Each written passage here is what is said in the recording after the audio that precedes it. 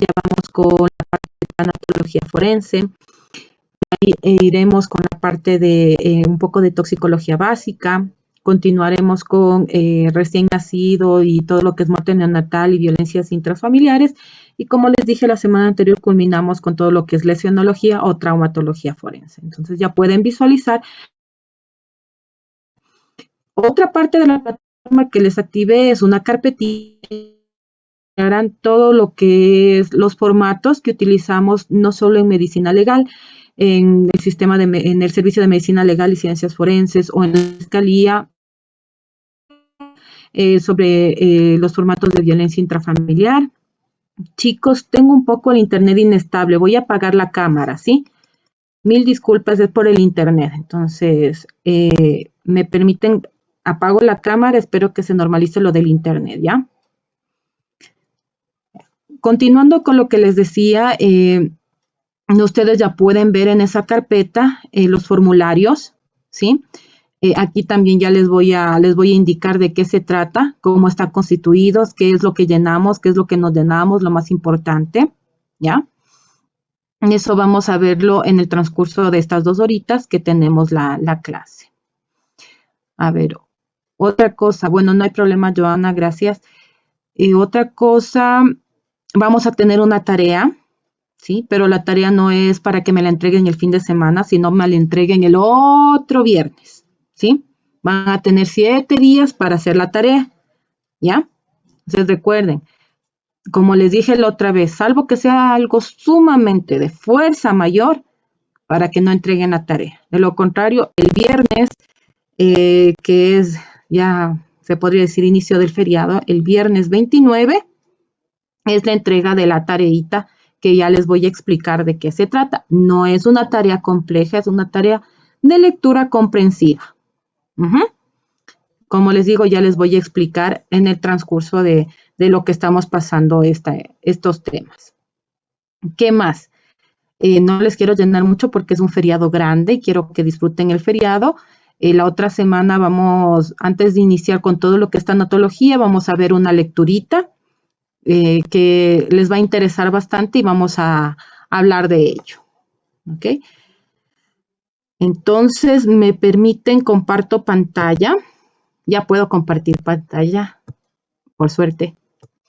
Y vamos a iniciar el tema de introducción de la medicina forense. ¿Me confirman si pueden ver la pantalla, chicos? Sí, doctora. Ok, muchas gracias. Bien, muchas gracias. Bueno, antes de iniciar, ¿qué entienden ustedes por medicina forense? A ver, vamos con Justin. ¿Qué entiendes tú por medicina forense? No tengas miedo si te equivocas, no pasa nada. Para eso estamos. Sobre todo se basa en buscar un resultado con un fin de la verdad, sobre todo. Ya. A ver, vamos con Caterine Cóndor. ¿Sí está Caterine?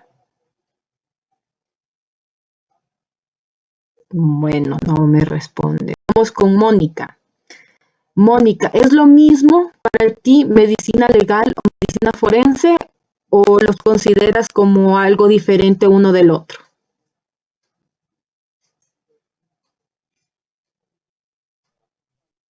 A ver, Mónica. No importa si... Ah, Mónica Guerrero. Mónica Guerrero. Ha habido 2 Mónicas. No se preocupe. A ver, Mónica Guerrero. ¿Para ti es lo mismo o es diferente? La medicina legal y la medicina forense. Ajá, eso mismo. Es lo mismo, para mí es lo mismo, porque, bueno, indica todo aquello que se encuentra dentro de una investigación, sea en una parte de un cadáver o de una persona viva, para en cuanto a problemas que tiene que ver con cuestiones legales, ¿verdad? Entonces, para eso se interviene precisamente que tiene que ser netamente de orden legal, no se puede así nada más, sino que hay una diferencia con la medicina general o la medicina, el otro tipo de medicina, ¿no? Pero en sí la forense y legal creo que es lo mismo, sí. Ya, ok. Bueno, vamos a ver. ¿Qué es la medicina forense o medicina legal? Muy bien, ya lo dijo Mónica, es lo mismo, más bien son sinónimos. Sin embargo, varios autores los consideran totalmente diferente, ¿no? Las consideran diferente. La medicina legal se centra más en los aspectos legales, que involucran más a la práctica médica, según lo que diría un famoso autor de libros de medicina legal, que es Gilbert Callaway, ¿ya? Y la medicina forense, en cambio, la ve como, ok, la medicina forense la ve como los conocimientos médicos para el estudio de personas vivas, pero en casos criminales. Así la dividen a la medicina legal y a la medicina forense. Sin embargo, en nuestro país y en la mayoría de los países, la medicina legal o medicina forense es una especialidad médica, ¿sí? La que va a reunir los conocimientos de la medicina que son útiles en la administración de la justicia, ¿sí? Entonces, ¿cómo interpretaríamos esto? Es la medicina que va a ayudar a la justicia. Son las acciones médicas o la mano derecha del juez para impartir justicia. Eso es la medicina legal y medicina forense. No es más que un insumo para el juez. Una prueba más para que el juez pueda determinar si una persona es culpable o una persona es libre.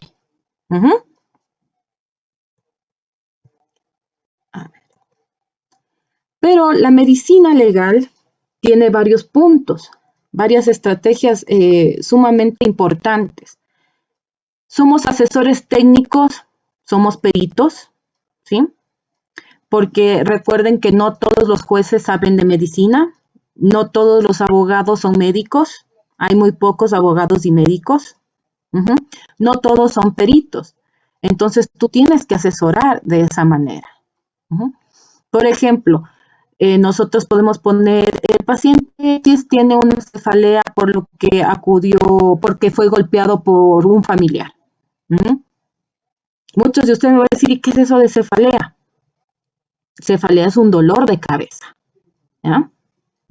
Entonces nosotros tenemos que asesorar a esos términos médicos que no van a comprender todos. ¿Sí? Lo que son profesionales de la salud me entienden, pero hay gente que no me va a entender. Entonces nosotros tenemos que asesorar de esa manera para discernir, para que entienda el abogado de qué se trata, ¿no? Como ya les dije, somos una ciencia auxiliar al derecho.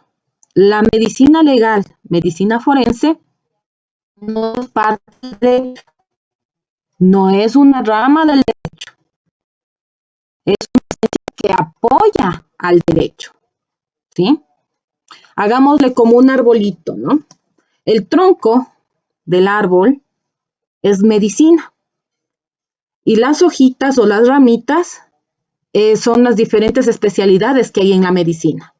Es así, el tronco es la medicina y vamos con una ramita que es medicina interna, otra ramita que es medicina, terapia intensiva, otra ramita que es cardiología y otra ramita que es neumología. Y aquí también dentro de todas estas especialidades está la medicina forense. Por lo que en derecho nosotros estamos fuera de esas ramitas, fuera de ese tronco, porque solo le vamos a apoyar, es decir, nosotros vamos a hacer como la agüita para que el derecho florezca, ¿ya? Entonces vean esta diferencia. Vamos con el árbol 1 en donde es medicina y vemos todas las especialidades médicas donde está la medicina forense. Y vamos a otro arbolito en donde el tronco es derecho y nosotros somos la agüita que le ayudamos a crecer al arbolito, ¿sí? Más o menos así ustedes diferencian. No somos parte del derecho, no somos una rama del derecho, somos una ciencia que le apoya, que le auxilia al derecho, ¿ya? ¿Somos insustituibles? Obvio que sí. Si hay una lesión física que tiene una persona, hay una violación o hay una violencia intrafamiliar, ¿quién es el adecuado para ver este tipo de lesiones en el cuerpo de una persona? Es un médico. Es una enfermera, por ejemplo. Pero en sí, el médico es el que tiene más instrucción para poder determinar el tipo de lesiones que tiene la persona. Entonces, no puede ser cualquiera. Tiene que ser un médico el que nos apoye en esta situación, ¿ya? Somos el ojo y la mano del juez. Si el juez no tiene este insumo, por ejemplo, en el caso de una muerte violenta, una muerte que ha sido una persona disparada por arma de fuego, por ejemplo, él no puede determinar justicia. Necesita de nosotros para poder dar su sentencia. Nosotros nos amparamos en las leyes, por eso es que apoyamos al derecho. La medicina forense no solo sabe la parte médica, las lesiones médicas, sino que también sabe de derecho. Nosotros tenemos que aprender, por ejemplo, Código Orgánico Integral Penal, más conocido como COIP. Nosotros aprendemos Ley Orgánica de Salud, cuando se trata, por ejemplo, de negligencias médicas. Tenemos que ver Código de la Niñez, cuando es violencia intrafamiliar en el niño. Tenemos que ver códigos de la mujer, porque hay ciertas normativas o reglamentos que amparan a la mujer cuando ésta es violentada. Entonces, nosotros tenemos que saber de derecho. No al revés del derecho, no como un libro, como saben los abogados, ellos se saben de memoria muchas leyes y si no lo saben, tienen sus libritos para apoyarse. Nosotros, en cambio, tenemos que tener un conocimiento básico de lo mismo. Para la administración adecuada de justicia, ¿sí? Un médico forense tiene que especializarse en medicina forense 2, 3, hasta 4 años, que es en algunos países, para poder realizar una administración de justicia adecuada. ¿Cuál es la importancia de la medicina legal y medicina forense? Vamos a hablar de la naturaleza de su actuación, que no es más que el correcto funcionamiento de la administración de justicia. Nosotros no podemos, como se podría decir, crear el agua tibia. Nosotros tenemos que basarnos en los hechos, en la persona, en lo que ha sucedido. De acuerdo a eso, investigar qué es lo que le ha pasado y de acuerdo a eso, apoyar al fiscal para ver de qué se trata y con qué ley tiene que castigar o tiene que actuar. La responsabilidad de sus actuaciones, sobre todo en la parte moral y material. En la parte moral, sobre todo no dejarse influenciar por terceras personas, sino tratar de ser pulcro, tratar de ser imparcial. Un médico forense no es que me voy por la izquierda ni me voy por la derecha. Me tengo que ir por el centro y, de acuerdo a la investigación, determinar qué fue lo que sucedió. La obligatoriedad. Esta es una imposición sumamente tajante para realizar nuestras acciones. Aquí le hago un paréntesis por el hecho de que es obligatorio. ¿En qué sentido? Nosotros como médicos forenses o ustedes como peritos, no es que sí, yo soy perito y me voy a hacer un estudio en ni sé qué provincia y lo hago solo. O como yo soy médico forense, entonces voy a ir a hacer una autopsia en ni sé qué pueblito y ya, y que me den los instrumentos. No podemos hacer así. Nosotros tenemos que actuar con una orden judicial. El fiscal le posesiona a usted, por ejemplo, le posesionó a Milton Pérez, que es perito en criminalística, para que vaya a la escena de los hechos de quién fue en vida la señora XYZ. Usted no es que yo me voy a ir primero y voy a actuar y voy a revisar la escena. No, usted tiene que esperar que el fiscal le posesione y le diga, usted, Milton Pérez, se va a ir a esta escena. No lo puede hacer independientemente. Nosotros dependemos del fiscal que nos posesione para poder ir. ¿Ya? Antecedentes históricos. Conocemos que desde lo más antiguo ya ha iniciado la medicina forense. Y en la actualidad, ustedes se van a dar cuenta, como vieron en el video la semana anterior, de algo sumamente prehistórico, se podría decir, que utilizaban los tubos de ensayo y hacían muestras con ni sé qué sustancias. Ahora tenemos máquinas que nos ayudan a determinar ciertas sustancias que puede causar daño o que puede causar la muerte a una persona. La categoría científica, como les estoy diciendo que es la investigación que nosotros realizamos, nosotros nos basamos mucho en el método científico. Ver bibliografía, ver en la persona, qué más puedo encontrar. Vamos a libros, vamos a a revistas científicas que nos van a ayudar a ver qué hay más allá de una muerte. Y la resonancia económica. La mayoría de los médicos forenses o de los peritos aquí en nuestro país pertenecen a la parte pública. Muy pocos son peritos que lo hacen de manera privada, ¿sí? La mayoría dependemos de la parte pública, sea esto Consejo de la Judicatura, Fiscalía General del Estado o Servicio Nacional de Medicina Legal y Ciencias Forenses. Antes los municipios también estaban involucrados, sin embargo se hizo convenios con la Fiscalía para que ésta asuma todas las responsabilidades, ¿ya? Ahora, ¿cómo ha evolucionado? ¿Cómo ha evolucionado esta medicina? De acuerdo al video, ustedes se dan cuenta que en el siglo XVIII, en el siglo XIX, era muy cerrado el ambiente para hacer autopsias, por ejemplo, ¿sí? Lo consideraban cosas del demonio, lo consideraban cosas de que vas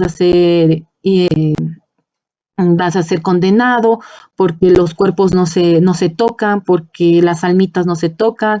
Por ejemplo, los niños no los consideraban como personas porque decían que no tienen alma, igual a los animalitos. Pero ahora, en el siglo XX, ustedes ven que no es así las cosas, ¿no? Que la gente lo que quiere es investigar más, saber qué más hay, qué es lo que necesitamos. Y empezó ya a forjarse la medicina forense en autopsias, en descripción de lesiones, en poner patrones para cada uno de los golpes que recibió una persona. Y ahora en el siglo XXI tenemos varias maneras de determinar autopsias. Por ejemplo, lo hacemos con la mínimamente invasiva, que es coger partes de órganos y determinar la causa de muerte, sin necesidad de abrir todo el cuerpo. Eso no se hacía en el siglo XX, eso no se hacía en el siglo XIX. En el siglo XIX ni siquiera se hacía, pero en el siglo XXI ya lo podemos hacer. O de acuerdo con resonancias magnéticas, que son unos aparatos grandes, o con tomografías que nos permiten ver cuerpo entero, podemos determinar la causa de muerte de una persona sin necesidad de abrirle todo. Pero ¿cuál es la característica de un buen especialista? Y esto no lo hablo solo por el médico forense, lo hablo en sí para todas las personas que conforman las ciencias forenses. Debe de ser íntegro, una persona intachable, una persona que no ve la corrupción. Debe ser objetivo. Si a usted el fiscal le pide vaya al allanamiento de tal lugar, usted va a eso porque para eso le están posesionando. Si se va más allá, que no es que quiero investigar, solo le dicen, no, vea solo la cocina de la casa. Pero dice, no, yo quiero ver también el baño, usted tiene que ser objetivo, que le están mandando solo a la cocina. Si el juez le permite o el fiscal le permite, sí, también vaya al baño, usted también va al baño. Recuerden que nosotros dependemos mucho de lo que el fiscal nos mande a hacer. A veces si hacemos demasiado, no les gusta a los fiscales, no les gusta a los jueces, entonces podemos meternos en problema. Entonces siempre es apoyarse del juez para poder realizar otras acciones. Imparcialidad, que ya les dije anteriormente, ¿sí? Un médico forense, una persona que estudia las ciencias forenses, no se puede ir ni para la izquierda ni para la derecha, tiene que ir recto. La metodología es el método científico, es la investigación, es recopilar datos. Autocrítica, es decir, usted tiene un caso de violación, entonces usted mismo va a decir, ¿fue o no violación? ¿Qué implementos tuve o qué encontré en el cuerpo de la víctima para determinar que es una violación? Debe de ser claro, ¿sí? En el informe, usted no puede poner términos que no le va a entender el abogado, ¿sí? Por ejemplo, le voy a poner, es que esta persona tiene una epistaxis y se ve claramente porque todo el cuerpo está lleno de sangre. No está claro, ¿no es cierto? Entonces el abogado me va a decir, ¿qué es epistaxis? Yo no puedo ponerle términos médicos, tengo que ser claro y ponerle, el paciente tal tuvo un sangrado nasal, lo cual le produjo que todo su cuerpo esté lleno de sangre. ¿Ya? Debes de tener fortaleza. Hay muchos casos que a nosotros se nos va el alma, pero por algo estamos estudiando esta carrera. ¿no? Tenemos que ser fuertes. Realmente no es fácil, pero lo tenemos que hacer porque vemos una parte cruda de la naturaleza humana. Y debemos de ser solventes, ¿no? Solventes no solo en el sentido de escribir un informe, sino también elocuencia a lo que usted va a hablar ante un juez, porque todos los peritos tenemos que defender lo que estamos realizando ante un juez. La medicina forense tiene varias subramitas. ¿Sí? En este vamos a hablar como unas raicitas, ¿sí? La tanatología forense, que es el estudio de la muerte, de los fenómenos cadavéricos, cuando una persona muere, qué es lo que les pasa. La psiquiatría forense, por ejemplo, si tenemos una persona que es psicópata o es sociópata, ¿qué es lo que le sucede en su mente? Ya te doy la palabra, Mónica. Terminemos con esta idea y te doy la palabra. Criminalística, por ejemplo, en la parte de balística, ¿qué arma fue la que se disparó? ¿Qué calibre fue? ¿Cómo fue? ¿En qué dirección? ¿A qué distancia? La asfixiología, que es más, por ejemplo, las ahorcaduras, las sumersiones, es decir, que se murió ahogado, las ahorcaduras. La toxicología, ¿qué sustancia fue la que provocó la muerte de la persona? Obstetricia y ginecosexología. En violaciones, ¿qué pasó? En abortos, ¿por qué abortó esta persona? ¿Fue natural? ¿Fue inducida? ¿Qué pasó? ¿Sí? Y traumatología forense, lesiones, arma de fuego, arma blanca, ¿cómo se ve? ¿Es lo mismo o será lo mismo ver una persona acuchillada que una persona que ha sido violentada con un palo de pincho, por ejemplo? ¿Será lo mismo? Entonces eso es lo que vamos a ver en todo lo que es la medicina legal. Estas son las subdivisiones que las vamos a encontrar. Dinos, Mónica, ¿cuál es tu pregunta? Sí, doctora, para hacer una aportación. Yo creo que también, no sé, parte de la característica del buen especialista sería mantener la confidencialidad, ¿verdad? Porque pues sí, en los casos que se ven y todo, pues eso es bastante importante también. Exactamente, gracias por el aporte, Mónica. Como ustedes ven en la carpetita que ya les di, hay uno que dice consentimiento informado, ¿no es cierto? Pero usted no puede realizar ningún tipo de acción en una persona si ella no le consiente. Por ejemplo, en una persona que ha sido violada. Claro que mayor de edad, ella puede firmar, ¿no? Usted le explica y ella puede firmar, ella entiende. Pero en un menor de edad usted siempre va a necesitar de un tutor legal, de su madre o su padre si está presente. Y si no lo está, de un procurador, que quiere decir que nombra a un tercero como que va a ser el representante de ese menor de edad. Usted no puede, por ejemplo, nos viene la persona violada.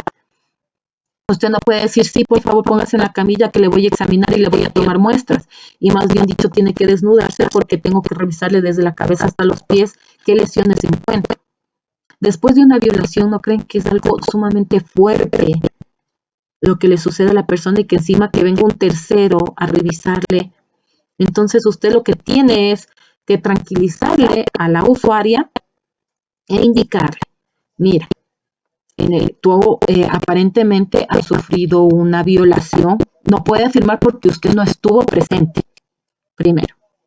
Usted tiene que suponer que pasó eso, por lo que le dice el usuario, pero no lo puede afirmar porque eso lo tiene que hacer la investigación. Y ahí usted le explica y le dice, mira, para hacerte un examen sexológico forense, que se lo llama, tiene que dejarme el interior, el calzonario, tiene que desnudarse desde la cabecita hasta los pies porque tengo que revisarle todo el cuerpo. Y además tiene que abrirme las piernitas porque tengo que examinarle la parte genital, ¿no? Tengo que examinar externamente como internamente la vagina y los órganos anexos. Tengo que tomarle muestras para saber si es que encuentro espermatozoides o algún tipo de sustancia que me indique que hubo una penetración, por ejemplo. ¿usted está de acuerdo en que yo le realice este tipo de estudio? Entonces ella te dirá, sabe que sí, porque sí fui violada y fue tal persona y necesito que esa persona se haga justicia. Entonces ella te firma un papelito que es el consentimiento informado, en el que ella deja que tú le hagas el examen. Pero ella puede decir, no, no quiero que me toquen, no quiero que me hagan nada, y firmo que no quiero eso. Entonces ella también se puede negar, a pesar de que tú le ves que en verdad sí, aparentemente ha sido violentada sexualmente. Si la persona no quiere, tú no le puedes obligar. A eso se lo conoce como autonomía. Usted tiene el poder de decisión sobre su cuerpo y sobre lo que desea que le haga. Entonces ese es el consentimiento informado. Ahora, este es un video que vamos a ver después sobre la historia de la medicina forense, cómo inició, quién inició, pero esto lo vamos a hacer complementario, ¿sí? Lo vamos a hacer casi al final para que ustedes complementen un poquito más. Y vamos a la historia de la medicina forense. Antes de iniciar, ¿alguien tiene alguna pregunta? Yo tengo una pregunta.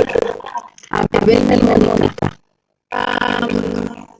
Nos pasaste si hay certificado, pero ¿crees que nosotros vamos a hacer alguna autopsia?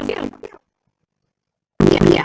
Primero, para hacer una autopsia, para irse a la labor y eso debemos tener autorización y convenio, ¿sí? Primero es el convenio. En este caso creo que se va a realizar todo el periodo de años desde hacer una visita a ver una autopsia ya en instituciones de medicina legal y forenses.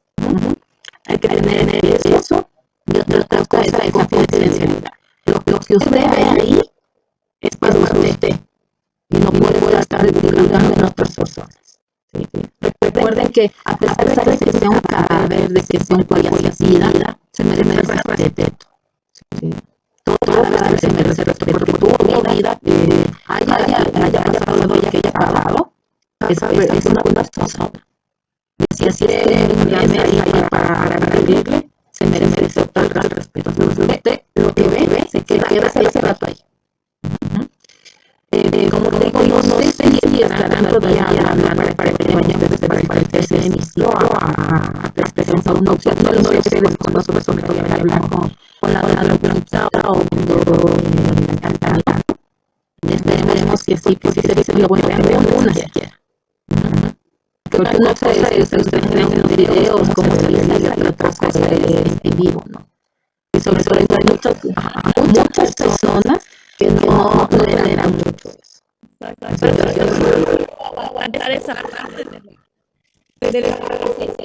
Claro, porque ustedes elevan su calidad a las escenas como películas criminalísticos. Más que nosotros, como ustedes de las moscas, son las primeras en llegar a una escena, ustedes son el cine, ¿no? Y nosotros somos atrás.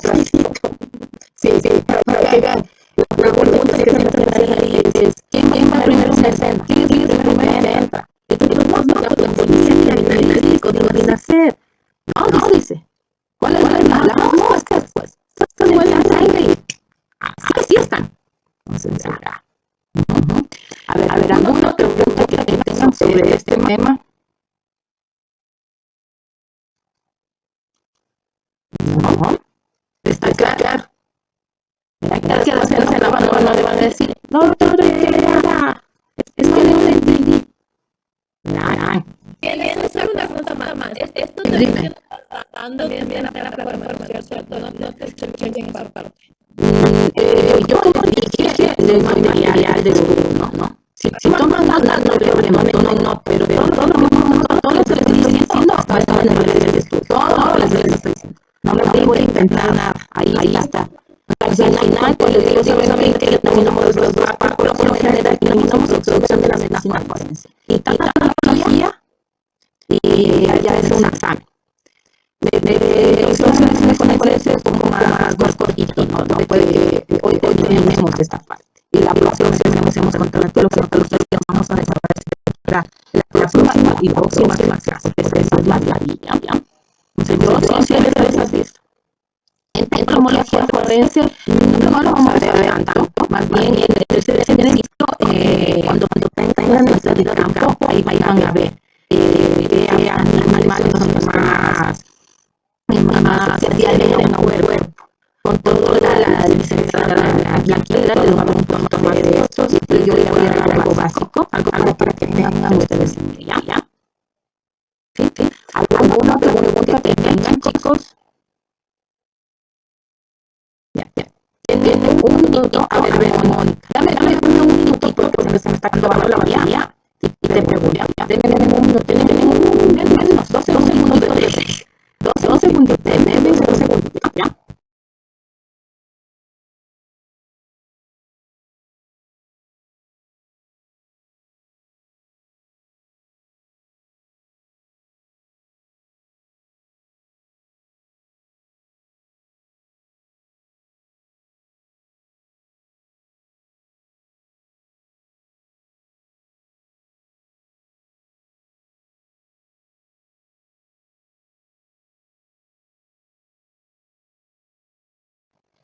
Listo, ya te voy a volver a ver, Mónica. ¿Qué nos quieres decir? Sí, empezando con la pregunta, doctora. En la parte que usted dijo que la víctima, la presunta víctima de la violación dice no al consentimiento, ¿se puede esperar hacer tiempo? ¿Cuánto tiempo tiene? ¿Cambia de opinión? ¿No le puede volver a hacer la puede llamar para hacer el reconocimiento o ya no tiene cierto tiempo después? Ya. El caso bueno, esto lo vamos a ver más allá, ¿no? El tema de si nacido y todo lo que es violencia familiar y violencia sexual, pero es bueno que lo acuerden, ¿no? Por general, los legales nos dicen que debemos hacer porque debemos hacer. Porque a veces las personas violadas vienen así sin ropa, sucias, revolvadas, entonces es como que de verdad ha sucedido algo, ¿no? La persona, como digo, tiene autonomía, tiene poder de decisión. Si yo no quiero, por más que se alce de cabeza y diga, por Dios, hágase de rodillas, no quiere. Si ella puede, si esta persona, porque estamos violando los hombres, si esta persona no quiere realizarse examen ahorita, tenemos máximo 72 horas en donde tiene todavía puede hacer la muestra siempre y cuando la persona violada se bañe. Sí. Porque lo primero que se va a bañar antes de ropa, perdemos muchos indicios, perdemos muchas pruebas. Y eso nos ha pasado que digamos, hoy me voy a violar y me baño y de mañana me voy a ir a lugar de la grasa para que me bañe la salud.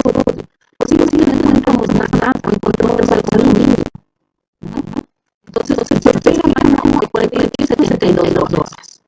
Hay veces que nos han hecho los 15 días.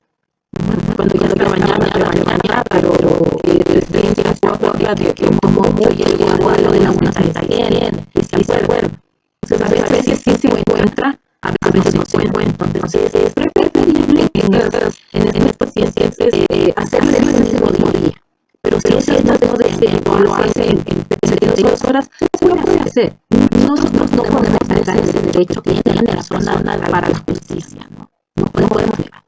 Pero sí podemos decir a través de eso a la otra persona, esperemos encontrar algo porque va a pasar tiempo.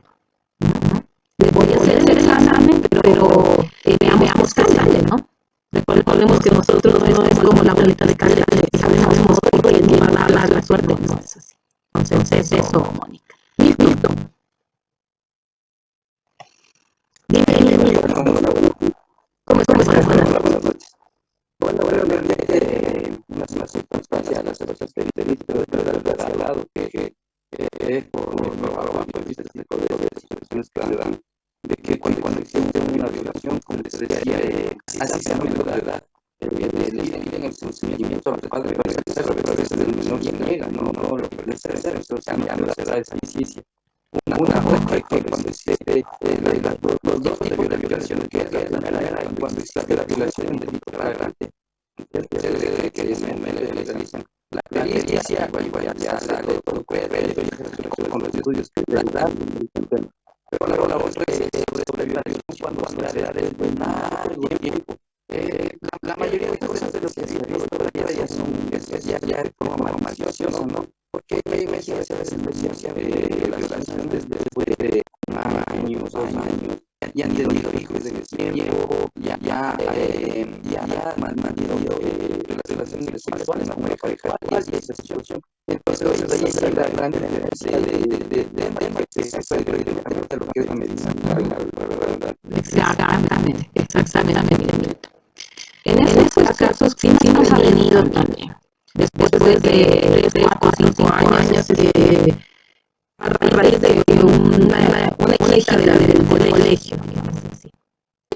Baja onda, viene siempre borracha, que algo la casa dice que hace 5 años mi papá, mi abuelo me violó. Entonces usted le va a hacer el examen. Igual con el concepto de personalidad le hace el examen. Sabe que no va a encontrar nada, pero le hace el examen. Y le pide que si psicología apoye. Porque los psicólogos tienen también su peritaje, tienen también su formato, y ellos pueden determinar que falta de lo que me subió. Ellos tienen unos estudios allí que ayudan a determinar eso. Y también puede ser solicitado recomendar a la fiscal que vea el entorno social. ¿Sí? ¿Con quién vive la niña? ¿Cómo es la casa? ¿Con quién vive? ¿Cómo está en el colegio? ¿Cómo se lleva con las compañeras? Entonces es un equipo multidisciplinario donde no solo el médico, está el psicólogo, está el sociólogo, que nos va a ayudar a determinar todo ese tipo de situaciones. Como les digo, yo 5 años después de no encuentro nada, ¿no? No encuentro nada. Pero el psicólogo después de 50. El sociólogo puede que no encuentre a nivel de su entorno. Entonces todo eso se complementa y ayuda a determinar con la investigación qué fue lo que sucedió. ¿Ya? Darío. Buenas noches. ¿Cómo estás? Dime. Mi inquietud es cuando un hombre es abusado, ¿cómo se puede identificar? O sea, en cicatrices, curar, cómo le abren ano, cómo es eso, cómo es el examen ese, mi duda, cómo puede. Ya. Eso de los examen es un proctológico. Y es como dice a nivel del ano, ¿no? A nivel de las manitas, todo. Nosotros no usamos la mujer, también en el hombre que se le coloca con el que le descansa los pies, ¿no? Si hay algún tipo de lesión. El hombre, por en general, es más de la lesión en la anal. Entonces ahí vamos a ver ciertas características que se van a determinar en la violación. Tuvimos ya dos casos, ¿verdad? Un caso era de que el chico estaba en la voz bailando y tomó algo y perdió la memoria. Después de unas 2 horas se despierta y encuentra a una persona, a un hombre que le está haciendo sexo oral. Y él se asusta. Y esta persona no encuentra el nivel del pene. Y él sale corriendo. La otra persona ya se le acerca, sale corriendo y se va a la unidad de fragancia. Que es lo que no le había visto. La unidad de fragancia es que ocurrió hace rato. Entonces él se va a la unidad de fragancia y ahí le ven en efecto. Al realizarse el PNN se encontró los dientes, la marca de los dientes de la persona que le estaba viendo, porque eso es un abuso, una violación, ¿no? Y todo tomarle muestras se puede encontrar saliva, por ejemplo, de esa persona para violar y se toman las muestras. Ahora, tuvimos otro caso que es difícil comprobar que una mujer viola a un hombre, ¿no? Es difícil, ¿no? Pero un hombre viola a una mujer es un poco más fácil, ¿no? Por la penetración que tiene. Una mujer, en cambio, que viola a un hombre es más difícil. Sin embargo, tuvimos un directo en donde la esposa de ese señor había contratado a una persona X para que le diera al marido, que el marido le estaba engañando. Entonces, este hombre X no solo le había penetrado en la parte exterior, sino que le había introducido un palo. Y el señor, al investigar independientemente, se había dado cuenta de que la esposa era la que le había mandado a violar. Esto es una investigación sumamente fuerte porque era el gran que decía que este otro, y en efecto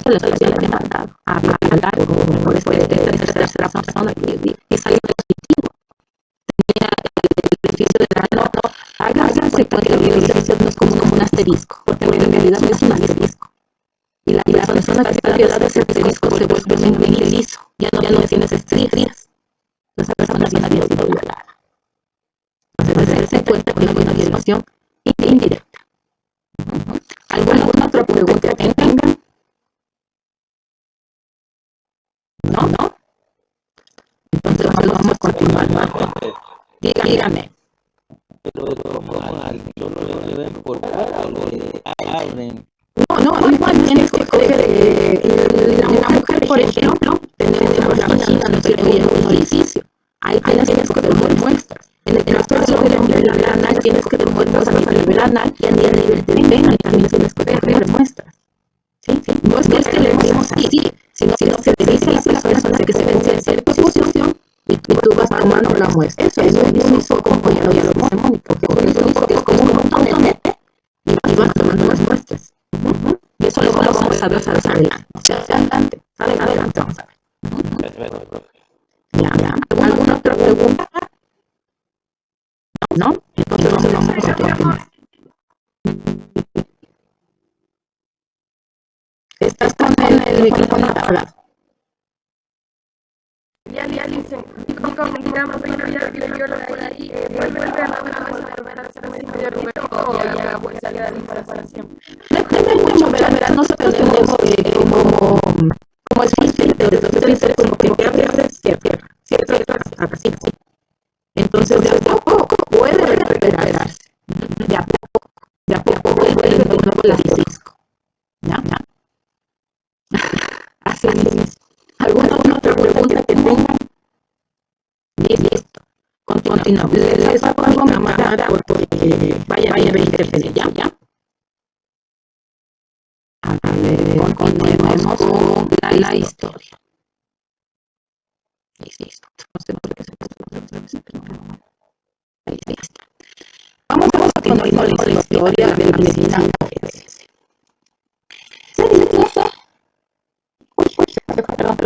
Se dice que la persona, el primer médico legista de Egipto, y fue al llamado Imhotep. Imhotep era un sacerdote del faraón y se encargaba de todo tipo de acciones de licencias médicas, de licencias profesionales. Recordemos que en Egipto fueron los primeros de la certificación, ponerse a su alcance para que el cuerpo se preserve. Entonces, Imhotep se considera a la persona más antigua y médico legista de todo el mundo. En la Edad Media, como ustedes saben, era una edad muy oscura, donde no todas las personas bien expresan su vocación. Más que la iglesia era la que tenía el poder. ¿Sí? La iglesia le decía, no tienes que hacer esto, tienes que hacer esto. A diferencia de lo que hacemos hoy en día. Entonces aquí en la Edad Media era muy restringido, por lo que hay mucha identidad y es muy poca. Pero pasamos al Renacimiento. El Renacimiento, como ustedes deben haber habido en la historia, y no hay problema. El Renacimiento quiere decir renacer. Los humanos empezamos a renacer y hubo nuevas cosas. He aquí que se inicia otra etapa de la medicina forense y nacen los padres de esa rama. ¿Y cuáles son los padres de la medicina forense? Tenemos dos, siendo el más importante Ambrosio de Paré. Ambrosio de Paré, él escribió muchos trabajos sobre la medicina legal y sobre todo de la parte de la cirugía. Por lo que se considera padre de ambas partes, en la cirugía y en la medicina legal. Pero para nosotros es nuestro padre porque él empezó a hacer las autopsias como veterinario gráfico, empezó a hacer las autopsias, empezó a hacer los dibujos de la parte de los órganos y empezó a escribir en varios proyectos. Otro de los padres de la medicina forense es el Paulo Saquia, que también habla de unos libros como Exclusiones Legales, hablaba de 1621 a 1625. Entonces, ellos dos se les considera padres de la medicina forense. ¿Sí? A cuáles han causado Paré y Paulo Saquia. Ahora, en la actualidad, gente que habla de medicina legal y medicina forense. Tienen aquí normalmente los pioneros de Colombia, Argentina, tenemos Costa Rica, tenemos a México, y tenemos a España. Sí, España tiene una gran cantidad de médicos legistas, escritores de libros. Ahora, nuestro país tiene que regresar al alto. ¿Cuál es la diferencia entre Colombia y nuestro país? A ver, ¿qué dice? ¿Cuál es la diferencia entre Colombia y los países para que la medicina forense sea más desarrollada en ellos que en nosotros? Alzando la manito. Alzando la manito. No, alzando la manito. Ya, dale, Carlos, porque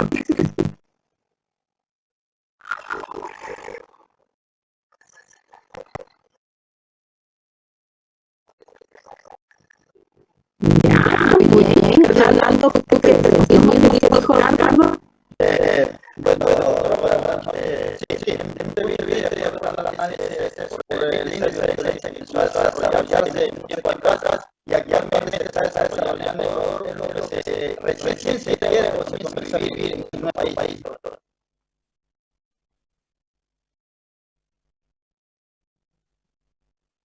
Ya. Víctor Hugo. Buenas noches, sí, es muy interesante también un poquito más de un poco más avanzado que nosotros, un poco mejor lo que son las en esencia de decir más avanzado, mejor dicho.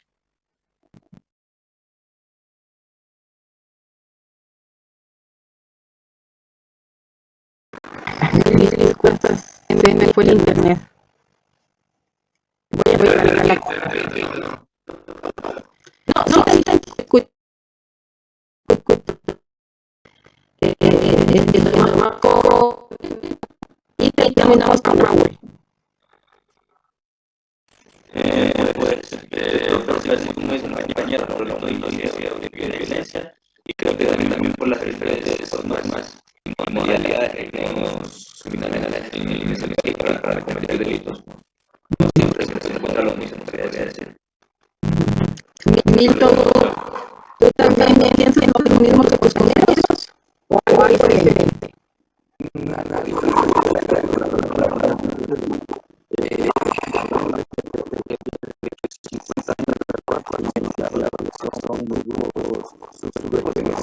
Entonces, desde donde ese fondo de Ecuador y la inversión que se ha realizado en los forenses de Colombia es grande a la inversión que se realiza en los países. El único instituto forense que tenemos aquí es el centro del país, las autopsias en el cementerio, en una entonces, esta situación, esto me da cuenta, he leído algo sobre la medicina legal, la economía, cómo se ha en Colombia, ¿no? Que a raíz del secretariado viene a nuestros países desde el país vecino. Entonces, por este tipo de cosas que se han implementado y se ha generado un gasto de exceso, se podría decir, que no tiene que ver a la aviación, a la economía, a la distribución de los forenses en Colombia. Casi todos las ciudades de Colombia tienen un centro forense. Mientras que en Ecuador, pues no contamos con un centro forense en toda la provincia, doctor. Exactamente. La asociación es sumamente importante compartir con los criterios de cada uno. El nivel de violencia se maneja en el país vecino es bestial, ¿no? Y eso lleva más de 50 años, 60, 70 años, no estoy muy equivocada. Entonces eso ha permitido que el gobierno tenga recursos a ese nivel.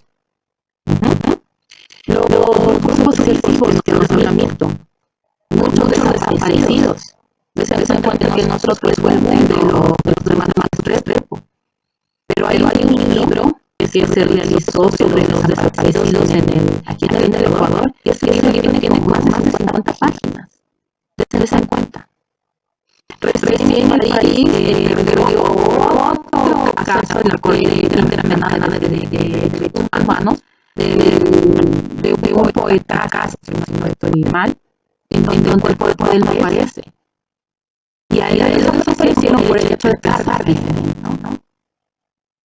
Entonces, este también que nuestro país, a diferencia del país vecino, tiene situaciones similares, sin embargo, en Colombia más, y el gobierno usó más dinero en ese sentido, en las ciencias forenses. Nuestro país está en una etapa en donde aún no se desarrolla el 100%, porque no lo ven tan interesante la parte de las forenses. Si yo le pregunto a ustedes la semana anterior, ¿qué es el que le ven? Más del 50% mueren autopsias. ¿Sí? Yo sé que más del 50% ya han hecho eso. Sin embargo, la medicina forense, la ciencia forense solo tiene que ver con los muertos, sino con los vivos. Entonces, esos dos conocimientos que debemos de tratar de cambiar esa mentalidad. Nos quejamos en nuestro país, no hay justicia. Y es porque los mismos líderes no saben qué es, no saben qué gente deben de poner. Sí, no es alguien que hable bonito, que hable con el puesto, es alguien que tiene que tener buen conocimiento sobre estadística, tiene que tener conocimiento sobre criminología, sobre medicina forense, sobre leyes. ¿Sí? Como muchos van a decir, el Código Orgánico Integral Penal no está hecho por gente, por abogados o por médicos que estén en la rama de forense. Bailarines, payasos. Y si se pueden leer ciertos artículos, y los abogados que están aquí no me van a dejar mentir, hay ciertos capítulos que no tienen ni sentido. Entonces, nuestro país está quedado en ese sentido, a diferencia, por ejemplo, de la mayoría de libros que nosotros leemos sobre medicina forense está hecha por argentinos. Además, la mayoría de signos clínicos que nos va a poder guiar a una persona que ha sido violentada físicamente. Así tenemos, por ejemplo, de Rojas, que ya lo vamos a Balca, por ejemplo. El drama argentino. Costa Rica tiene uno de los libros que la mayoría de los médicos lo leemos, que es más Alvarado. Nuestro país, como lo van a ver de leer, sí inició. Sin embargo, la mayoría de médicos cirujanos, los que hacían no médicos forenses. La medicina forense aquí empezó con el doctor Marcelo, más o menos. La policía es pionero en que se realicen los primeros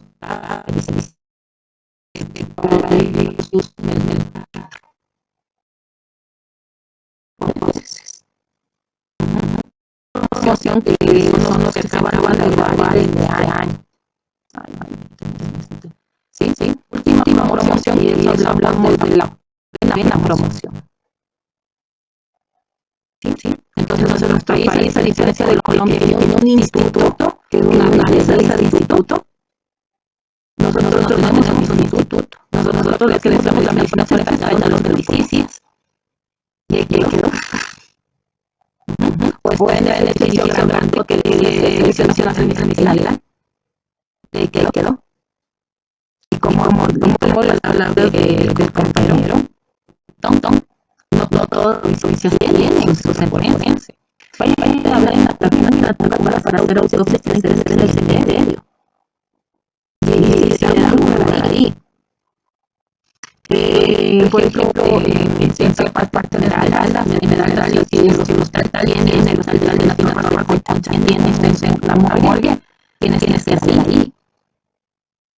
En Turcaca lo haremos en caso de que tengan que ir a los planes de la veterinaria para hacer una autopsia, porque no tienen un ser forense. Sí, eso es lo que vamos a ver en el derechito también.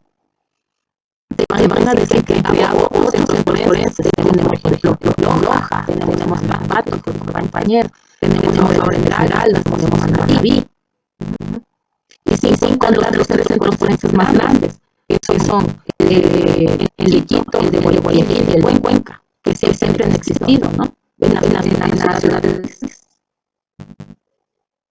se cuenta. ¿Y por qué no hay? ¿Y por qué no hay? Como dijo el compañero. Entonces no hay falta, ¿no? Bastante trabajo en ese sentido. Solo con decirles que en el médico forense no se consideran parte de salud.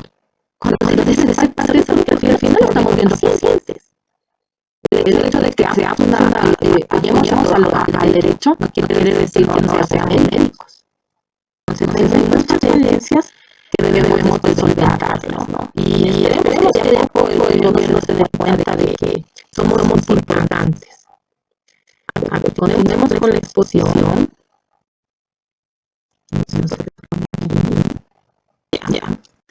Entonces, hay algo que se estaba comentando, ¿no? Aquí, hasta que tiene unos puntos muy importantes de disciplina legal. Extracontinentalmente España es uno de los principales universidades a nivel de Madrid. Creo que los posgrados de medicina forense.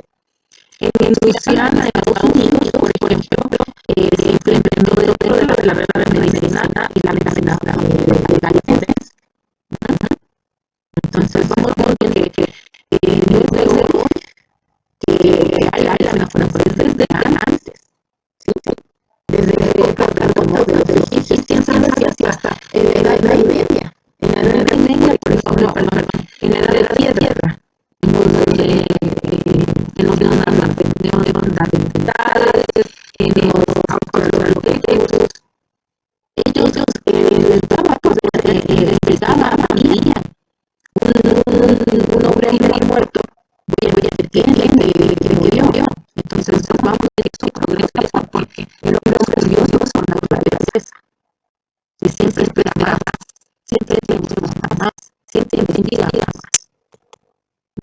Este es el deber que ya les voy a activar en la plataforma. Como les digo, tienen de viernes próximo para llegar. Y la concurrencia siempre es muy falsa, así que este deber es el que van a hacerlo en casa, ¿ya? Tienen que responder estas preguntas, son 10 preguntas que están dentro del documento de PDF, lo van a leer. Un documento pequeño, creo que tiene unas no menos 5 hojas, y van a preguntar respondiendo, ¿no? La medicina legal considerada, qué clase de selección, fue la primera autopsia, que tiene el producto de Moreno, tiene algo de Quinilla, pero Patoso, ¿sí? No quiero tomar mucho la lata de, por ejemplo, que decían en el presidente de Ecuador, el gobierno no,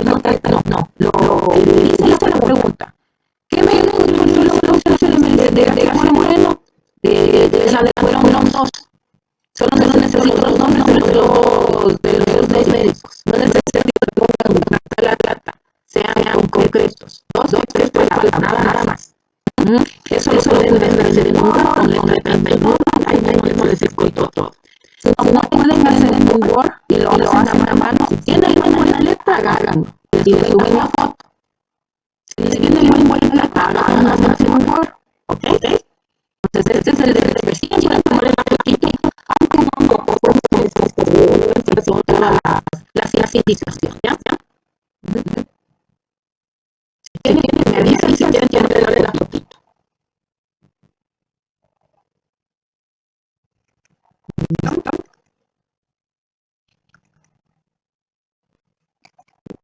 ¿Tomaron la fotito? Aunque está, como les digo, allá todo. Sí, doctor. Listo. Vamos al siguiente. Ya. ¿Se acuerdan que vimos la semana anterior, no? Todo el caso Lafayette.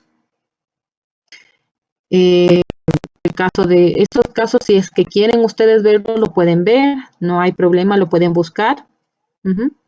Estos solo son unos casos que se les escogía así a libre albedrío. Pero en nuestro país, por ejemplo, pueden leer el caso del niño del terror, el caso de Camargo, el monstruo de los Andes, el desdentado de la Universidad Central, por ejemplo. Sí, hay varios casos que lo pueden tomar en cuenta. Esta lectura la vamos a hacer la próxima clase, chicos. ¿Sí? Es el caso de Samuel Chambers. Muchos de ustedes se han de haber escuchado de este personaje, de esta persona. Pero la lectura lo vamos a hacer la próxima clase. No lo vamos a hacer hoy. ¿Ya? Ahora vamos a hablar un poco de los documentos médico-legales. ¿Ya? El informe médico legal está constituido por 3 partes importantes: un dictamen, el certificado o la consulta. Un dictamen es, por ejemplo, el informe, el documento que ustedes tienen dentro de su plataforma. Es un oficio donde tiene varios acápites, más dicho, es un informe, un documento que tiene varios acápites que tiene que llenar. El certificado médico que hace puede ser un médico general, un médico especialista sobre un traumatismo que ha tenido una persona, que se lo puede añadir dentro del informe, o la consulta. La consulta que te hace, por ejemplo, un abogado para cierta terminología o para que le indiques más o menos de qué se trata, ¿no? La situación de un caso. El dictamen está constituido del preámbulo. El preámbulo, que quiere decir los datos de filiación: nombres, apellidos, en dónde vive, a qué se dedica. La exposición. Voy a ver de que usted me va a contar de qué se trata, qué fue lo que sucedió, dónde sucedió, quién fue la persona que le agredió. La discusión. La discusión es, vamos a entablar un conversatorio con esta persona y me va a indicar, es que me golpeó aquí en la cabeza, me golpeó aquí en los glúteos. Vamos a revisar examen físico. A ver, voy a ver desde la cabecita hasta los pies qué encuentro, qué lesiones encuentro, cómo las encuentro, en qué color las encuentro, en qué estado está. Que esta persona fue violentada por un objeto que no tiene punta y hilo, por ejemplo, un palo. O que esta persona fue violentada con un objeto que tiene punta y tiene filo, un cuchillo, por ejemplo. Eso es lo que concluyo. Y vamos a ver en estas conclusiones, nosotros nos basamos mucho en esto, en la legislación del Código Orgánico Integral Penal, artículo 152 de lesiones. Una persona tiene una incapacidad de 4 a 8 días cuando la lesión es leve. ¿Cuándo es leve? Por ejemplo, yo le di un palazo al Raúl. Le di un palazo en la cabeza, exacto. Y por eso se fue al hospital y le tuvieron que coger 12 puntos en la frente. Entonces, para mí, esa lesión es leve. Le van a coger 12 puntos, que se recuperará más o menos en unos 8 días, por lo que le determinará a la persona que le golpeó 30 días a 60 días de cárcel. Así están las leyes, Raúl, lo siento. ¿Cuándo se considera una lesión moderada? Además de darle con el palo, le hice que también le golpeé en el ojo. Sí, le golpeé en el ojo y está un moradote así hinchadote. Se fue al oftalmólogo porque le mandé al oftalmólogo, ya le cosieron, ¿no? la frente. Le mandé al oftalmólogo y dice que tiene un daño de su ojito de más del 50% y que tiene que recuperarse con ciertas terapias. Entonces eso lo considero moderado.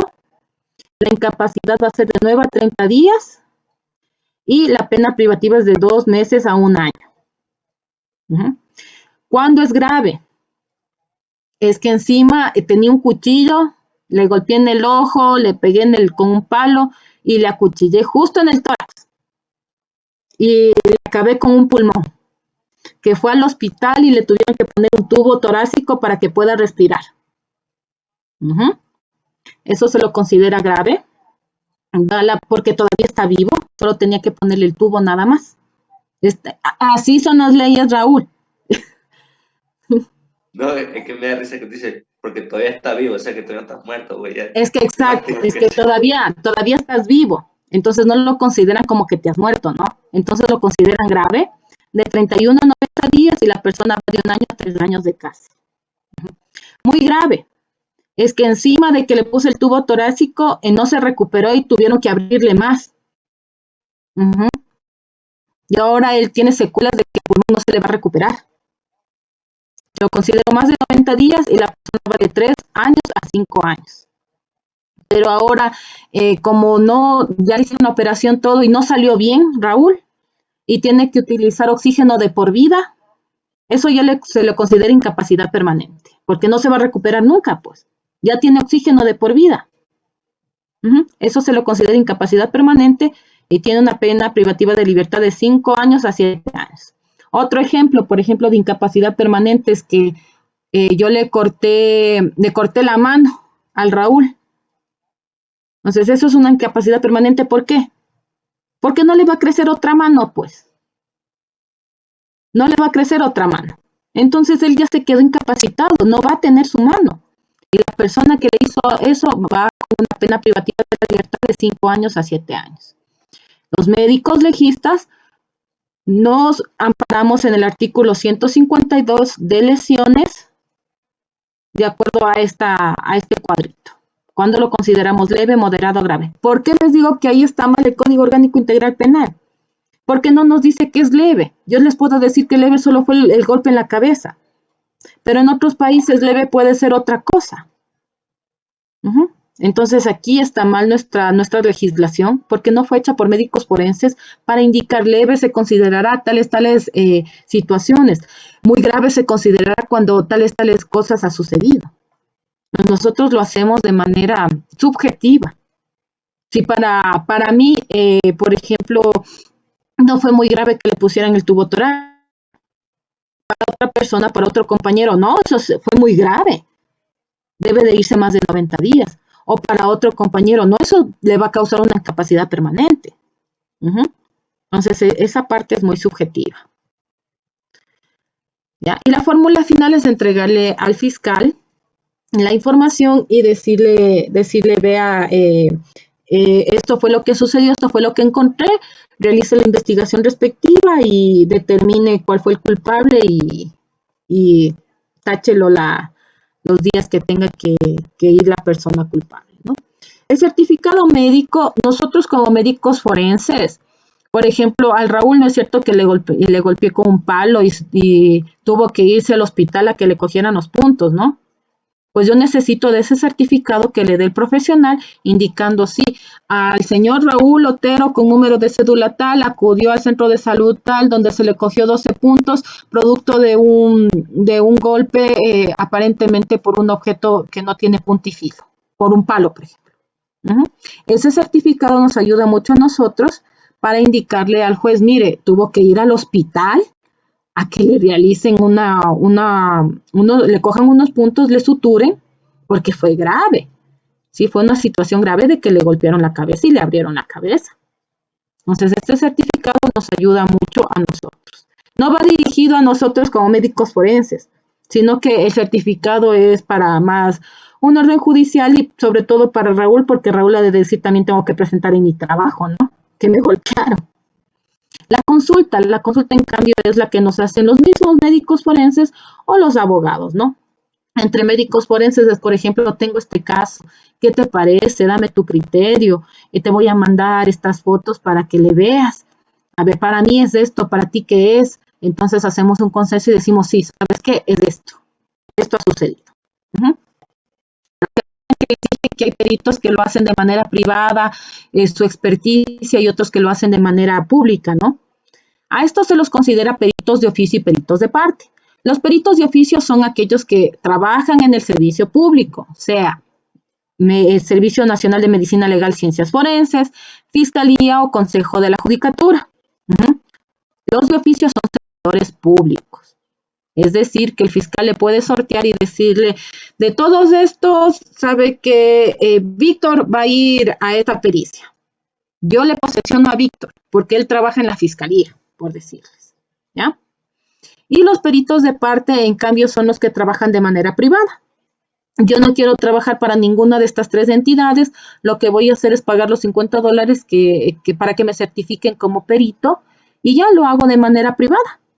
Pero de manera privada, a veces los fiscales dicen, no quiero a ningún perito de oficio, no confío en ningún perito de oficio, yo voy a contratarle a Justin, que es un perito que lo hace de manera privada, para que él me determine si está bien o está mal tal situación. Y el Consejo de la Judicatura le tiene que pagar, porque él está haciendo una pericia privada, porque no es parte del servicio público. ¿Ya? O también vamos a ver este caso en el de Samuel Chambers, que él necesitó peritos de parte para determinar que su muerte no fue natural, sino al contrario, fue una muerte violenta. Y esta quiere decir que la familia o terceras personas contratan a un perito para que les ayude con la investigación. No necesita que aquí el fiscal le posesione. Él lo está haciendo de manera aparte porque los familiares le están pagando para que lo haga. ¿Sí? Eso es un perito de parte, un perito privado. Ahora, tenemos también peritos generales y peritos especialistas. Peritos generales, por ejemplo, yo soy médico forense, yo soy un perito general. Yo hago medicina forense. Pero si me voy a hacer una subespecialidad en genética, yo soy un perito especial porque además de ser médico forense, también tengo que ver con genética forense. ¿Sí? Más o menos les pongo el ejemplo de que la mayoría de nosotros salimos como médicos generales. Hacemos de todo. Pero yo quiero especializarme solo en corazón. Entonces ya me especializo en cardiología. Ahí ya soy un médico, además de general, especialista en cardiología. Más o menos es así los peritos. ¿Ya? Ahora, nosotros también tenemos casos no solo de mala práctica médica, sino también gente que va al hospital porque ha quedado sumamente mal después de un golpe o después de alguna situación. Y en la historia clínica tenemos tres partes. La parte sociológica, que es la identificación de la persona. La parte médica, en donde vamos a ver qué fue lo que le sucedió, cómo está el examen físico, cuál fue el diagnóstico que tiene y el tratamiento que le van a dar. Y la parte de enfermería, en donde vemos el cuadro clínico, qué medicamentos le están poniendo, cómo le están tomando los signos vitales, la presión, el pulso, la temperatura. Nos ayuda mucho un interrogatorio con la persona, porque usted en la historia clínica, al igual que en la medicina legal, usted entabla una relación de información con la persona, con el usuario. Realiza el examen físico. Si es, por ejemplo, esta persona ha tomado demasiado y usted le ve que ha tomado demasiado o dice, sabe que no me acuerdo, parece que le pusieron alguna sustancia, mandamos a hacer exámenes, ¿no? Exámenes de laboratorio, sangre, orina. Y vamos a tener un diagnóstico, vamos a tener un tratamiento, sabe que en el hospital le van a dar, qué sé yo, una solución salina, le van a dar analgésicos por el dolor y vamos a necesitar un pronóstico.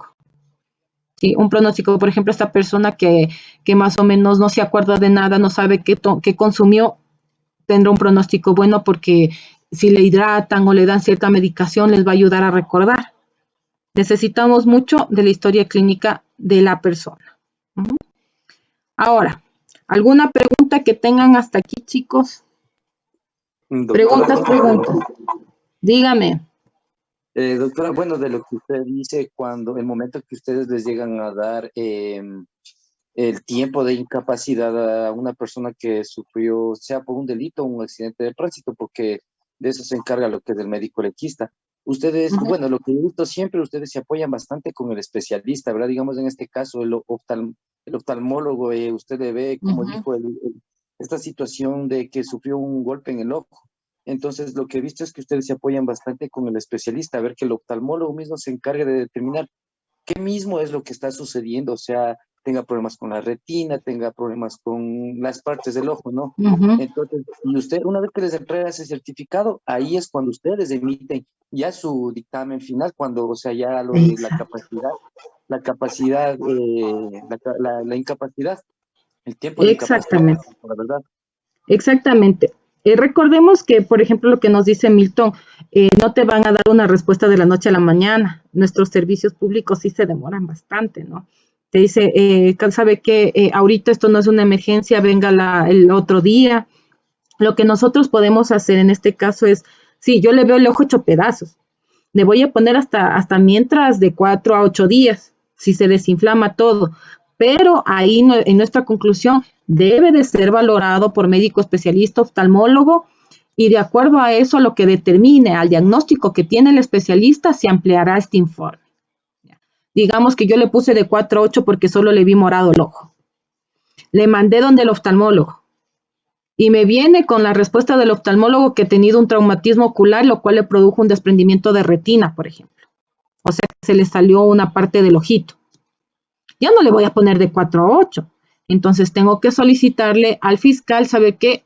Pida que yo haga una ampliación y en la ampliación le pongo con el resultado de la valoración del médico especialista oftalmólogo, que en donde determino un diagnóstico de tal cosa, tengo que aumentar los días de incapacidad de 9 a 30 días, ya que la persona tiene un daño a nivel ocular. Entonces, dése cuenta que nosotros ahí tenemos que pedir una ampliación, porque no es que te dan enseguida, y no es que todos los hospitales tengan especialistas, ¿no? Y a veces no les reciben, cuando nuestras leyes indican en nuestra Constitución que cuando es una persona que está en una situación de violencia intrafamiliar, violencia física o violencia sexual, debe de ser atendida por los hospitales públicos de manera impostergable y de manera urgente, sin ningún tipo de prórroga. Pero como ustedes recuerdan, nuestros sistemas de salud están muy abarrotados y no es que nos ayuden mucho. Dime, Raúl. Una pregunta así un poco indecente. ¿Cómo, o sea, cuánto cobraría un perito de parte? ¿Cuánto sería el valor? No te podría decir cuánto cobran. Sé que de 50 en adelante, pero dependiendo de la pericia que realice. O sea, la no es gratis. Serían 50. Sí, más o menos $50, dependiendo de la experticia que te digan. Por ejemplo, si es un reconocimiento de una violencia sexual, no creo que te cueste $50, ¿sí? Como yo te digo, no soy perito de parte, desconozco, pero sé que les pagan de 50 en adelante. Creo que lo máximo es 250, dependiendo, por ejemplo, en malas prácticas profesionales con médicos especialistas. Un médico especialista no te va a cobrar $50, sobre todo para culpar a otro médico. Entonces, él sí le tendrán que pagar de acuerdo a su experticia. ¿Y quién gana más, un perito de parte o un perito público? El público. Siempre el público va a tener más cabida que uno de parte, porque de parte no es que todos los días te van a dar. Si es que hay uno, te dan. Y si es que no hay ninguno, ahí te quedaste. Entonces, a nivel público, y eso lo van a escuchar en todo lado, el nivel público tiene un mayor porcentaje de pago que la parte privada. Porque ya creo que tiene un sueldo fijo ya en el que es de público, ¿no? Claro, el público ya tiene un sueldo fijo. Esos son los servicios públicos, SP se llama. SP que va desde el 1 hasta el 12 y los jerárquicos superiores que ya son, por ejemplo, coordinadores, viceministros, así. Di Fernando, cuéntanos. Doctora, una consulta. ¿La incapacidad cuenta de una persona desde el momento que está hospitalizada o después que sale de la hospitalización? Ya. La incapacidad, y buena pregunta, gracias Fernando, es después de que sale de la hospitalización, ¿sí? Por decirte, del ejemplo que estábamos haciendo era Raúl, ¿no? Raúl se quedó sin un pulmón, pero con el tubo torácico él volvió a respirar y tuvo que pasar unos 7 días y se recuperó ese pulmón. Y puede respirar normal después de eso. No le puedo poner incapacidad permanente porque él ya tiene regenerado su pulmoncito. Pero después, entonces, después de lo que sucedió, le vuelvo a examinar y no, se quedó con que tiene que utilizar oxígeno porque ese pulmón no se recuperó. Entonces ahí tengo que ponerle, lastimosamente es una incapacidad permanente porque no se recuperó el pulmón y va a utilizar oxígeno de por vida. Entonces, la incapacidad no es inmediata, no se puede colocar inmediata, salvo que sea un traumatismo de que le corté la mano. Ese sí es inmediato porque no te va a crecer otra mano, como te dije. Pero en el caso del pulmón, yo tengo que valorarle, ¿sí? No es una sola valoración la que hago. Tengo que hacer varias para determinar si en verdad él va a perder totalmente la capacidad de respirar y que va a necesitar un tanque de oxígeno de por vida. No sé si estuvo claro, Fernando. Sí, doctora. Doctora, pero ese... La incapacidad cuenta o comienza desde el momento que sale la persona de una hospitalización. Los días que esté hospitalizado, pues podrá estar hospitalizado. Y nosotros no podemos poner de manera inmediata. Debemos de valorar, Fernando. Es por eso que muchas veces no nos arriesgamos en poner de una incapacidad permanente porque no amerita muchas veces. Tenemos que hacer varias valoraciones. No es el hecho de que estuve 2 semanas en el hospital y ya me van a poner incapacidad permanente. No puedo hacer eso. Tengo que valorar la evolución clínica de esta persona. No lo puedo hacer directo. Lo que puedo hacer directo es, por ejemplo, lo que te decía, ¿no? Con un machete le cortaron la mano al Raúl. Entonces ahí sí tengo que poner, ya voy con otra persona, con otra persona para que no te pongas a llorar. Ya, ahí tengo que poner sin capacidad. Machetazo, golpe. Es que ahí tengo que ponerle que es incapacidad permanente porque no va a crecerle la otra mano. Entonces eso voy directo, porque ya le hicieron una amputación de su mano. Solo ahí puedo ponerle directo. Dime, Raúl.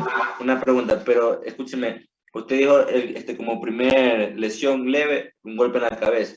Ahora imagínese que haya sido un golpe en la cabeza en la parte del occipital y me haya generado un derrame cerebral.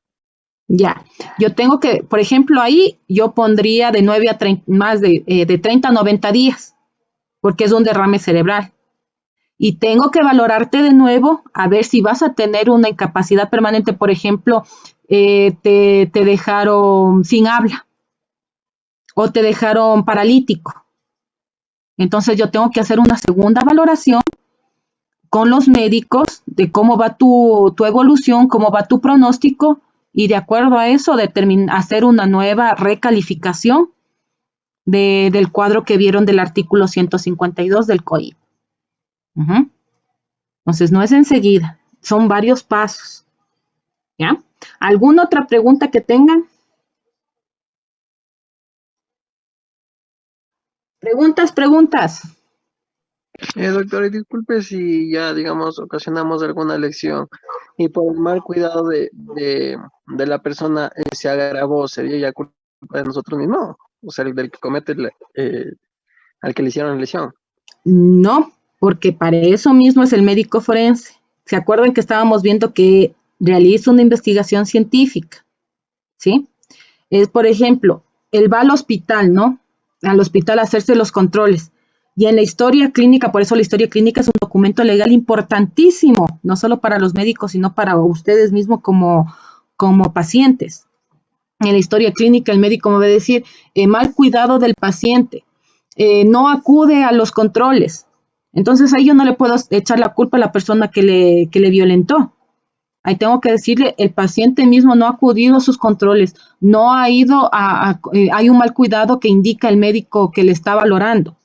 Entonces yo no puedo aumentar los días de incapacidad porque el mismo paciente no se está cuidando.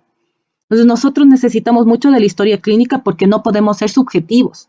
Debemos de ir a los hechos y en este caso los hechos o el papel legal es la historia clínica, lo que va a poner ahí el médico. ¿Alguna otra pregunta que tengan? Doctora, una situación. Dígame, Milton.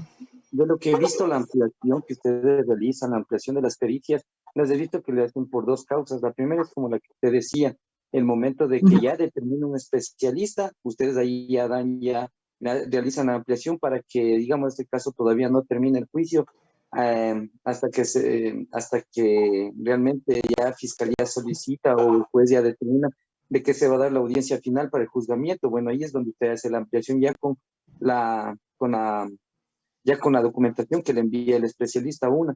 Y otra he visto también, doctora, que le realizan la ampliación es cuando existe la inconformidad por parte de los familiares o este tipo de cosas, cuando usted ya realizó su pericia. Luego de eso, nuevamente le solicitan una ampliación para que determine si se trata de esa misma situación o existe algo más grave todavía, ¿verdad, doctora? Ya. En este caso, la ampliación, el único que puede decirte que puedes ampliar es el juez o el fiscal, no los familiares. Los familiares lo pueden hacer por medio de su abogado defensor, pero el abogado defensor lo dirige al fiscal y el fiscal es el que manda al perito. No lo puede hacer directo el familiar, porque todo ya es una orden judicial. Que puede decirle, por ejemplo, el abogado defensor, no entiendo ciertos términos, por ejemplo, no entiendo en el caso del Raúl que le vimos del pulmón, le ponen neumotórax. No entiendo qué es el neumotórax, no entiendo por qué se produjo esto, cuál fue la causa, de qué se trata. Entonces nosotros podemos hacer ese tipo de ampliación que nos pide el abogado defensor, pero al fiscal que está llevando ese caso, y el fiscal nos direcciona a nosotros para que nosotros realicemos esa ampliación. Y ahí sí nosotros necesitamos de bibliografía científica, de bibliografía médica para decirle, el neumotórax se trata de que hay aire en los pulmones. Para contrarrestar este aire en los pulmones, se coloca un tubo torácico en el quinto espacio intercostal del tórax, ¿ya? Este tubo torácico lo que ayuda es oxigenar el pulmón y que ya no esté colapsado, sino que se vuelva a abrir los alvéolos, se vuelva a abrir ese pulmón. Entonces, eso es la ampliación que nosotros realizamos cuando hay la inconformidad de familiares o del abogado defensor. Pero como les digo, eso lo hacen por medio del fiscal. Y el fiscal es el que nos da a nosotros la potestad de hacerlo. No lo podemos hacer, es que el familiar me pidió. No se puede hacer eso. Siempre de nuestra mano está el fiscal. Y el fiscal es el que nos dice, hágalo o no lo haga. Pero si lo hace aparte, se va a meter en problemas. Así que espere que yo le diga.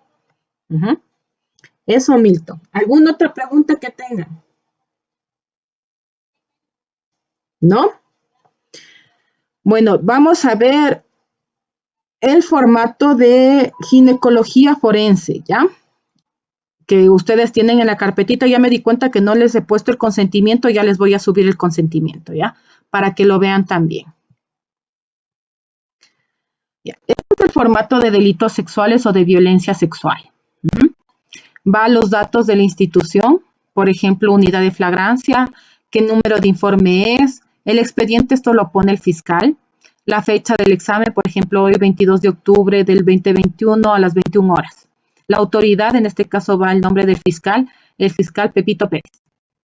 La unidad tal, el lugar del examen, Pichincha, Cantón Quito, parroquia Chopicruz, digamos. El domicilio, la dirección, se comunicó al 911, sí, no, ¿por qué? Datos generales, estos son los datos de filiación, son el preámbulo, ¿no? Los dos nombres y dos apellidos de la persona, tiene una cédula de identidad o tiene un pasaporte. Si no tiene nada de eso, no sabe ni los nombres, es NN, no name, no nombre. ¿Cuándo nació? ¿Dónde nació? ¿Es hombre o mujer? ¿Cuántos años tiene? ¿Es casado, soltero? ¿Qué idioma tiene? Recordemos que aquí vino gente haitiana, o hay gente, por ejemplo, en Galápagos hay mucha gente extranjera, entonces es importante saber el idioma, ¿no? Si la persona extranjera habla solo inglés y usted solo español y no tiene una persona que haga una traducción de lo que dice, no hay problema. Búsquese otra computadora y vaya con el Google Traductor. A ver, escríbame qué fue lo que sucedió en inglés y yo en el Google Traductor ya veo qué es lo que ha pasado. Si no sabe, por ejemplo, usted inglés y le viene una persona extranjera.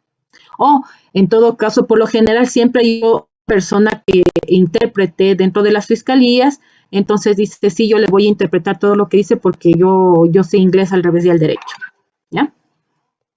El lugar de la residencia, estudios cursados, inicial, ninguno, bachillerato superior. ¿Por qué abandonó los estudios? Si no, es importante poner esto de por qué abandonó los estudios. Muchas de las chicas violadas dicen, no, es que me casé y por eso abandoné los estudios. O las chicas que sufren violencia intrafamiliar. Realiza actividades laborales con su consentimiento. Esta parte es importante, chicos. ¿Por qué?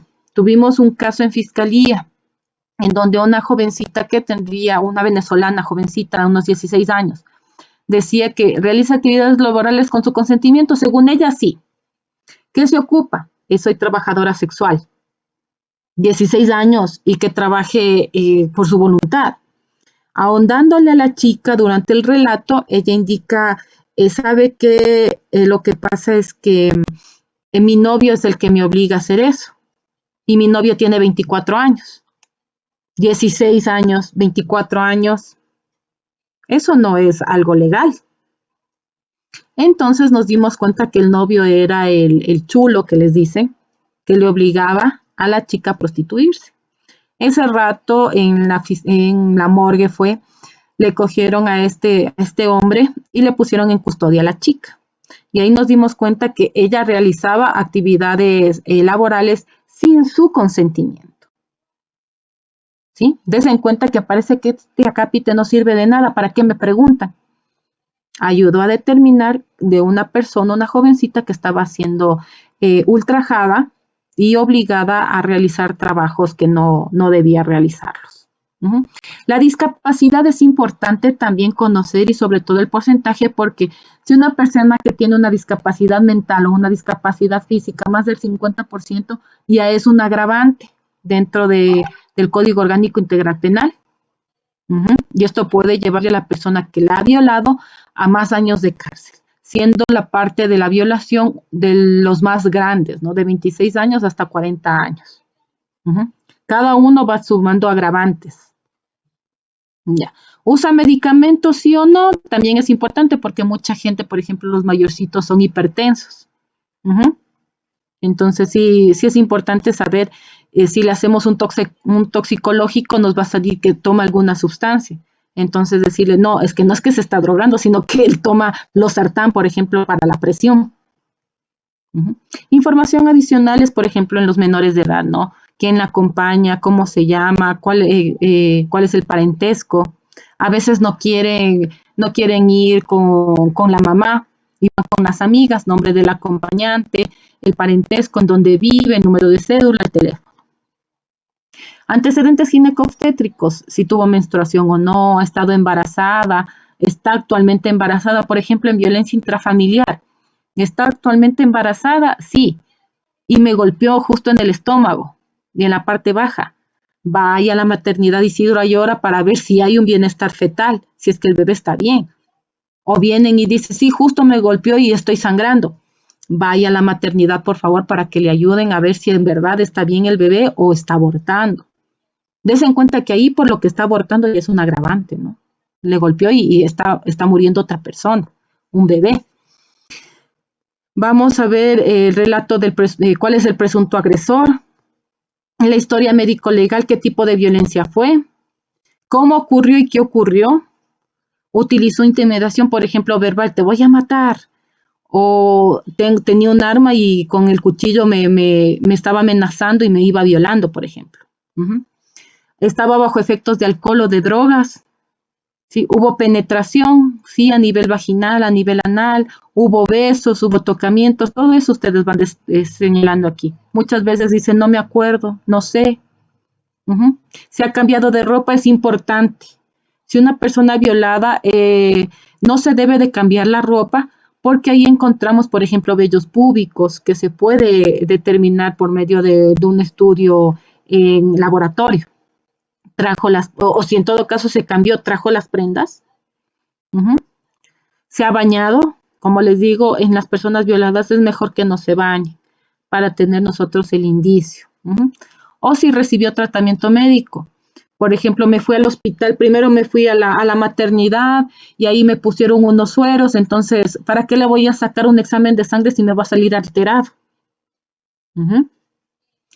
ha sufrido hechos similares. Esto es importante porque muchas de las víctimas de violencia sexual te dicen, sí, no es la primera vez, ya con esta son varias veces, me ha violado desde los 12 años y tengo ya 14 años, ¿sí? ¿Los ha denunciado? Sí, no. Si te dice, por ejemplo, no, porque mi mamá me prohibió, la madre es también una persona que está encubriendo el delito, ¿no? Aquí es el examen físico, desde la cabecita hasta los pies. Vamos a revisar uno a uno. ¿Qué vamos a recoger de muestras? Bucal, peniana, vaginal, muestra de sangre, orina, de cabello, uñas. Otros estudios que vamos a realizar, hágale el P30. El P30 es una sustancia que tienen los hombres, que segregan los hombres que tienen próstata y que se lanza dentro de la eyaculación y que puede determinarse por medio de un examen de laboratorio. Aquí vamos las conclusiones, las recomendaciones, observaciones si las hay, por ejemplo, que se fue al hospital sería una observación. Y aquí viene la firma del médico legista que debe tener el código, su código del Consejo de la Judicatura, su email. Aquí tenemos también grafiquitos que podemos colocarle en donde estamos encontrando las lesiones, ¿sí? Es, por ejemplo, el ginecológico. Ahí también van a encontrar otro de violencia intrafamiliar, de lesiones, chicos. Ya les voy a subir el de consentimiento informado para que lo tengan también presente. ¿Alguna otra pregunta que tengan? ¿Preguntas?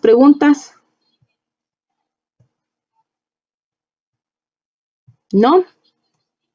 ¿Está claro? Sí, doctor. Ya, listo. El trabajo para la próxima semana, el próximo viernes que ya les voy a activar, se trata de una lecturita. Es una lectura que se llama La historia de la medicina forense en el Ecuador. ¿Sí?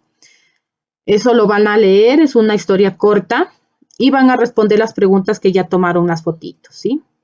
Van a responder esas preguntas. ¿Sí? Ya. Tienen hasta el viernes que les dije, y es para que no tengan problemas al irse de feriado. Entonces tienen hasta el viernes 29 para entregar. ¿Ya? Ahora, de lo que les dije del caso de Samuel Chambers, les voy a dar el link para que lo vayan leyendo y lo vamos a discutir la próxima clase. Antes de iniciar con fenómenos cadavéricos, van a leer este caso de Samuel Chambers porque es un poco largo, ¿sí? Es un poco larguito. Les voy a poner ahorita en el chat. Por favor, quiero que le copien. Quiero que le copien, por favor, o que lo tengan dentro de sus celulares para que lo vean y lo puedan compartir con algún compañero que no esté presente. ¿Sí? Para la próxima clase, vienen leyendo este caso de Samuel Chambers y vamos a discutirlo aquí en clase. ¿Ya? Vamos a poner a Samuel Chambers. ¿Qué hizo el Ecuador para determinar la causa de muerte?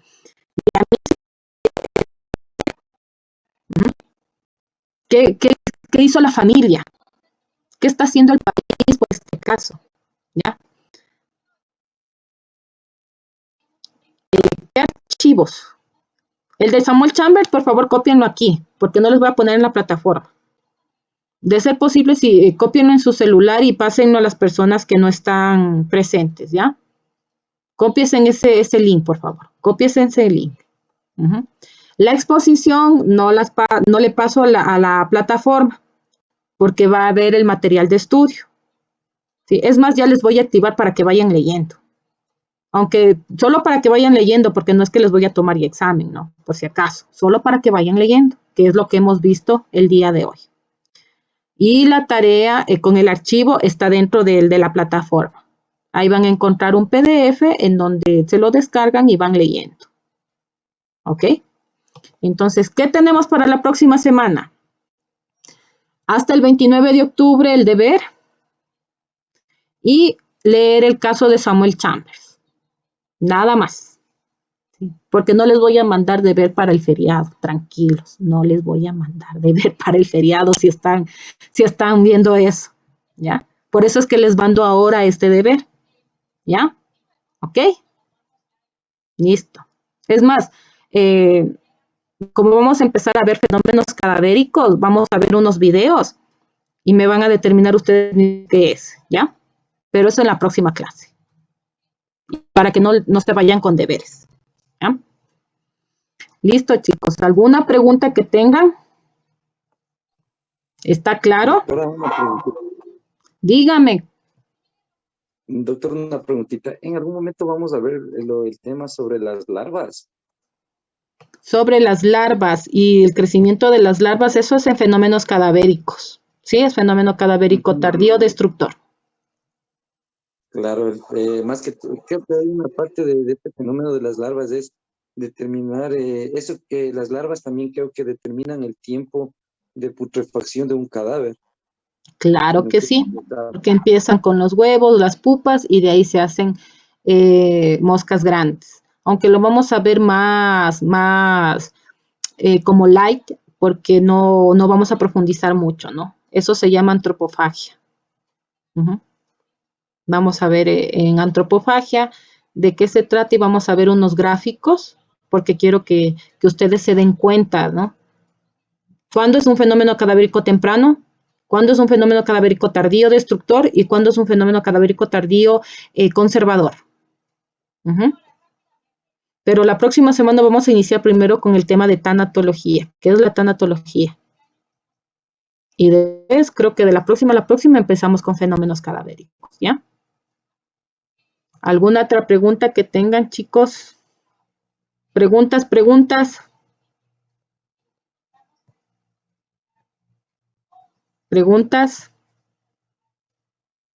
¿No? Bueno, denme un segundito, voy a ponerles ahorita en la plataforma la fecha y necesito que me indiquen que sí se ve o no se ve. Profe, una consulta. Dígame. Las preguntas lo resolvemos con el tema de la historia de la medicina forense en Ecuador. Sí, es con el archivo que les voy a poner aquí. ¿Sí? Ya, gracias. Sí, denme un ratito, les estoy poniendo las fechas y ahí me van a confirmar si lo logran ver o no, ¿ya? Denme un chancecito. Dígame. Una petición de mi parte, lo que pasa es que yo entré como 10, 15 minutos tarde y no sé si habrá tomado lista. No, ya les voy a tomar ahorita. Ah, ya, listo, gracias. Ya les voy a tomar ahorita, espérate, estoy haciéndoles visible. Mostrar. Ya, y está el primer material de estudio también, de una vez. Listo, chicos. Ya está dentro de su plataforma, por favor, revísenlo. Revísenlo e indíquenme si pueden ver el archivo, porque sí me ha pasado de que a veces no se ve el archivo y ahí el relajo. Por favor, revísenme y confírmenme si se ve o no el archivo.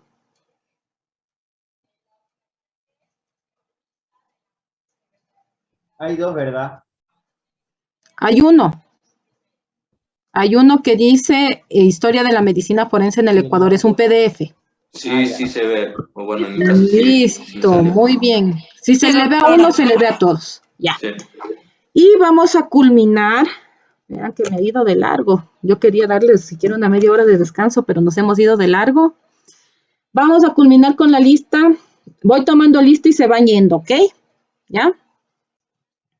Y voy a tomar de abajo hacia arriba, porque me parece justo que los de abajo no siempre son los que pierden en estos casos. Dice, a mí me va a tocar al último. Voy desde abajo hacia arriba y el próximo voy de arriba hacia abajo, ¿ya? Así vamos a hacer. A ver, tengo a Carla Almache. Presente, buenas noches. Listo, nos vemos la próxima semana. Diana Fajardo. Presente, doctora, buenas noches.